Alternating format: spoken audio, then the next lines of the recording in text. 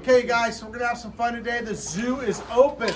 And look, he wants to come play. You can stay in there. Whoa! Hello, you're making the track come off. Here. Whoa, whoa, whoa, whoa, whoa. So you thought I was kidding, huh? Come on, Darth. You don't want to get with the program? I'll give it all to Gomer. Okay, Gomer. It looks like you're hungry. Here. You didn't get the lion's share last time, I guess. Whoa! Whoa, whoa, whoa! So Gomer here is actually a rescue alligator, and his mouth has never worked really well. Whoa, whoa, whoa, whoa. Whoa, whoa. So he's not very good with his mouth, so it makes it a little bit harder for him to eat, but he's figured out how to do just fine with the handicap. So being closed down for a while, we fed him plenty, but man, it's summer, it's warm, and they're ready to eat. Darth, really? He's gonna literally sit this one out. Didn't think that was possible. He's got that right in the front of his mouth. He likes to tenderize it a little bit with those big teeth. There you go, down the hatch. Oh, the snapping turtle. Here we go. Oh, okay. You know what? We're gonna feed him with a monitor right over there. So Fabio's an Asian water monitor, and he's actually got special colors. He normally lives over there in a water tank, but unfortunately he became an absolute instinct hunter and started catching our fish. And whoa, whoa, whoa. He's a good hunter, and he loves his food. He literally, come on, don't be lazy on me. He's like, I don't gotta climb that high, do I? He was born here at the Reptile Zoo before the Reptile Zoo was the Reptile Zoo. Well, actually, right when the Reptile Zoo was the beginning. So he's actually been here the whole time. He was born in the front room that used to be up there. Monitors take 6 months to actually hatch, so they're really a long process. And he literally came out just like this big. And he's actually Mr. Kipling's little, his cousin. So he was from Disney. And he's always done really well. Come on, you gonna hurry up and eat that? You're taking a long time. Nope, gone. It's amazing how fast they eat. Okay, I'm gonna save one more piece for somebody else. You ready? Come on. We'll go feed it to his little brother. He's actually a brother. He's a brother from another mother. No pun intended. We have Mr. Kipling had multiple sisters that we bred, and so that's why they're all nephews. And he's actually the biggest one that we had kept from one of the first clutches. And I'm gonna go around the corner. We're gonna go feed one of the smaller ones. He's really cool. You don't want this, do you? Come on! Come on! Come on! He doesn't like. It's funny, most people don't realize it, but these animals really like their enclosures because they feel safe. It's just like you at home. Sometimes people are like, oh, that needs a bigger enclosure. The truth of the matter is they absolutely love their enclosures, so they feel safe. Just like you go home and you watch TV in your living room and then you end up in your bedroom because you sleep in your bedroom because you feel safer and you shut the door. And it's no different. In the wild, a lot of them, like especially snakes, live in very small areas, as small as they can get in to hide. Come on, you gonna come out or not? Come on. So this one here, come on. Oh, you don't want it that bad, huh? Huh? He's actually really a cool lizard. Okay, well, while I'm in this enclosure, doing this reptile tour, there we go. There's a little snapping turtle. So this is a common snapper, and they call the alligator snappers have the ridge down each side, and this is a common snapper, so he's smooth. They're really quick and they like to bite. They're very aggressive. These are also just like an alligator in California. These are an invasive species. We don't want them out. They do perfectly good in our environment. They wipe out all the native wildlife. They eat almost anything you can imagine. We have one in the other pond that's probably pushing close to 100 pounds, and that's big for a common snapper. But these things can live almost anywhere in the United States. We're gonna go see something else. What else we got around here? Whoa, there he goes.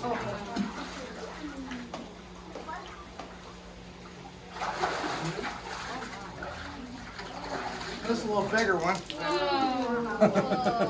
Still not a big one. He'll take a shot at the camera, guys. Trust me, he's really quick, and he will definitely make you hurt and bleed all at the same time. They actually, these guys actually They hunt a little bit different. Oh, there you go. They hunt a little bit different than the regular alligator snappers. They're more of a weight and stock type guys. These guys are very quick. They swim really fast, and they're really cool. So anyway, I wanted to show you a little bit bigger one, and I'm gonna put him away before he gets the camera guy. I said no good reptile tour could be good at the Reptile Zoo unless I have something venomous. And you guys have seen the gaboon vipers. If you haven't, I guess that's your problem. If you haven't seen the rhino vipers, same thing. They're right over there for all you guests that are here. And this guy here is a eastern diamondback. They're actually the largest They're actually the largest venomous snake in North America, and they're pretty big. And this one's a far cry from little. I got to get him turned around. Amazingly enough, this one's been in captivity so long, maybe possibly even kept from a baby. I'm not quite sure because I don't know its whole lineage. It is literally thinks it's a Burmese python.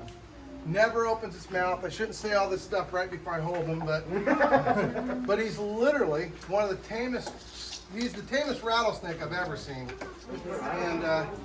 and it's a beautiful snake. We actually need to get a new measurement on it. It did really well during the lockdown. We fed him a little bit extra, got a little bit more weight on him. Before he wasn't doing that great. He had a couple little issues, but he's come out of it 100% out the other side. Hopefully all you guys are doing the same thing. And this is a big rattlesnake. So I got to give him good support because he's really heavy. And you can see obviously how he got that diamondback name. He's got this incredible skin that unfortunately people want to kill them to take their skin all the time. And they should just be left alone to do their thing in the wild. There are not that many of them, and we don't want to wipe out any animals. We want to give them their space. Like I said, I understand that if you live in a residential area and you got a rattlesnake and a bunch of little kids in the street, I'm all down with getting a way to get them out of that area. But killing them is not really the ideal situation. What is it again? Vladimir. Vladimir? Yeah. That's a tough name. So Vladimir said, hey, what about some of those weird snakes you have? Should they made it? Well, the bad news is the rhino nose never made it. The good news is the snake with no eyes. Is this the one you weren't asking about this one? No. This snake has no eyes. And he's doing actually I think it's a she. She's doing fabulous. Despite having no eyes, she's looking around, she's smelling. She's doing absolutely fabulous. Eats whenever we feed her, and she's absolutely beautiful. So is that cool or what? Is it sad? She doesn't know she's missing eyes. And she thinks she's perfectly fine. We have a frog back there called a pixie frog. I'll show you in 1 minute. That literally can eat a crocodile, and it's just a frog. So at the end of the day, you know, everything has a predator at some point in its life. And so, of course, when that frog is an adult, a lot of things are no longer predators. And of course, when this is an adult, there's not many things that are predators for it at all either. Mostly human beings. So let's see if we can go check that frog out. This is actually a pixie frog, and he comes from Africa, and this guy's got a lot of cool stuff about him. You see that slimy stuff right there? This is pretty crazy, right? Look at it. Now this stuff here is actually what keeps him alive in Africa. It's because when it quits raining for up to 2 years and they have a drought, this guy actually what he does is his whole skin will turn into a plastic bag. So it's basically this turns into a plastic bag. He's underground, holds all his moisture until the next year. When it starts to rain, he comes out. He can eat anything, a crocodile, a bird, a venomous snake, another big frog. He can eat almost anything you can imagine, and he is an opportunist eater. He eats whatever gets in front of him that'll fit in that mouth. He's snagged by all those teeth. So we call him Snaggletooth. He's really cool. He comes from South America, and they don't get really big. So unlike, say, Darth, that can get 1,000 pounds or more, or a crocodile that can get 1,500, or in some cases in a saltwater crocodile, they get up to 2,000-3,000 pounds. So they get gigantic. They're actually the largest living reptile. There's another really giant reptile, which is a leatherback sea turtle. But these guys are small, and they're really cool. They're actually, I think, the smallest crocodilian, actually. And they're really awesome. They eat all kinds of different fish and stuff. And they've really got, you know, they're really beautiful. They're really awesome. But the one cool thing is that I'm pretty sure he has, like everybody else. Come here. You have it? There it is. So he has a pair of goggles. So crocodilian have basically a goggle that they close their eye with the first eyelid, and that's for swimming underwater. And of course, they can close their, I don't even know, can you close your whole eye? I'm not gonna put my finger in his eye because he's not like Darth and them. They close their eyes quick. This one here doesn't seem to, he might not even be able to close his eyes. Gee, you guys, now I'm proving I don't know everything about every crocodilian. I don't even know how many kinds of crocodilian there are. Can you believe that? I should be able to remember stuff like that, but I think there's like 80 species. How close did I get, guys? Anyway, pretty cool. He's one of my favorites. And normally, these guys are absolutely vicious. This guy here is a teddy bear. And we use him for educational programs here at the Reptile Zoo. And we always enjoy him, and he's been an awesome addition to our zoo. Now we can all Google and figure out how much of a fool I made out of myself. Okay, so I mentioned how many kinds there are of crocodilians. It's really only in the 20s. Did you figure out how many there really is? But check this out. I did double confirm because I really wasn't positive. See this clear eye? I wanted to make sure you could see it really good. And he has the ability to close his whole eye when he wants to. And there's his eye completely closed. Keep living the dream. Thanks for following us. And we appreciate all the cool stuff going on. Take care of yourself out there.